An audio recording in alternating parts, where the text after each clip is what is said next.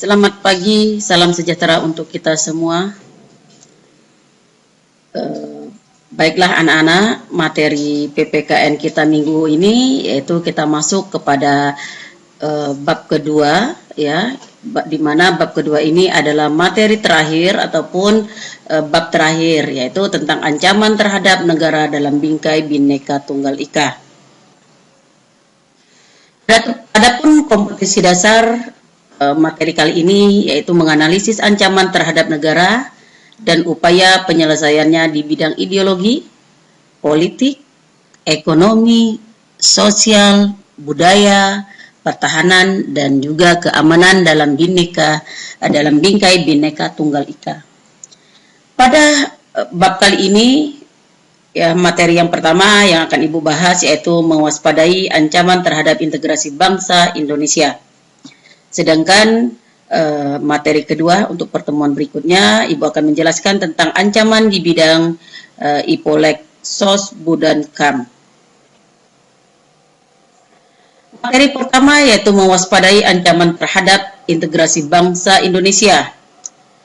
Tujuan pembelajaran ini setelah kita, ya, kegiatan pembelajaran ini diharapkan peserta didik dapat memahami ancaman yang dapat membahayakan integrasi nasional, baik di bidang militer maupun non-militer, serta anak-anak mampu menunjukkan sikap ataupun perilaku sebagai bentuk kewaspadaan terhadap yang dapat membahayakan integrasi nasional bangsa Indonesia.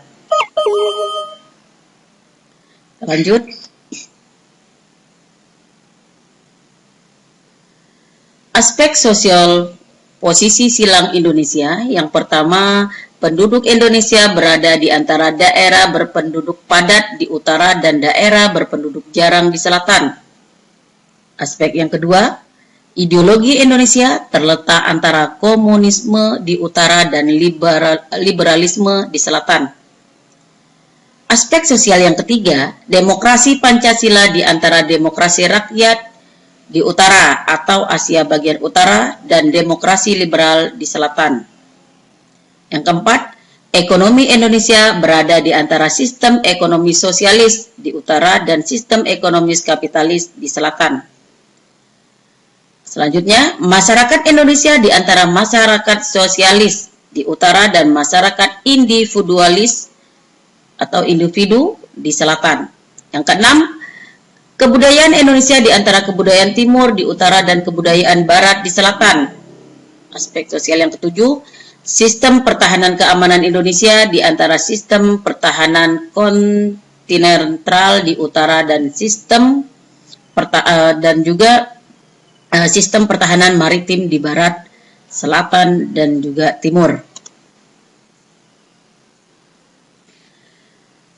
Adapun ancaman militer, ya, yang pertama, ancaman yang menggunakan kekuatan bersenjata dan terorganisasi yang dinilai mempunyai kemampuan membahayakan kedaulatan negara, keutuhan wilayah, dan keselamatan segenap bangsa. Itu ancaman militer.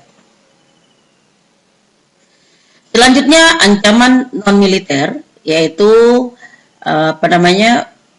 ancaman yang menggunakan faktor-faktor non-militer dinilai mempunyai kemampuan yang membahayakan kedaulatan negara, kepribadian bangsa, keutuhan wilayah negara, dan keselamatan segenap bangsa. Contohnya yaitu pengaruh negatif globalisasi. Itu ancaman non-militer.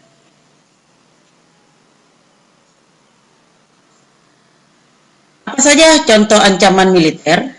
Nah, ya, sudah Ibu jelaskan ancaman militer itu apa. Nah, sekarang contoh ancaman militer. Yang pertama, agresi, yaitu aksi yang mengancam kedaulatan negara, keutuhan wilayah, dan keselamatan bangsa. Invasi, agresi yang berskala besar. Kemudian pelanggaran wilayah laut, ruang udara, dan daratan oleh negara lain. Kemudian pemberontakan bersenjata, ancaman yang dilakukan oleh pihak tertentu di dalam negeri baik secara terbuka maupun tertutup. Kemudian ancaman militer sabotase, yaitu aksi yang mengancam sejumlah objek vital nasional dan instalasi strategis yang rawan. Kemudian ancaman militer, spionas dilakukan oleh agen-agen rahasia dalam mencari, mendapatkan rahasia pertahanan negara dan negara lain.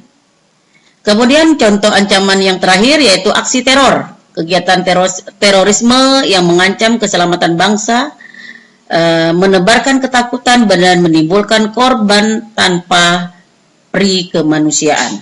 Itulah contoh ancaman militer. Kemudian bagaimana sikap? Sikapku adalah satu, aku akan selalu mewaspadai potensi gangguan dan ancaman yang ada di lingkunganku, ya, baik di dalam maupun di luar. Ya, mungkin itu saja penjelasan Ibu tentang materi yang pertama ini, ancaman militer dan juga ancaman non-militer. Mudah-mudahan kalian pahami. Terima kasih, selamat pagi, salam sejahtera untuk kita semua.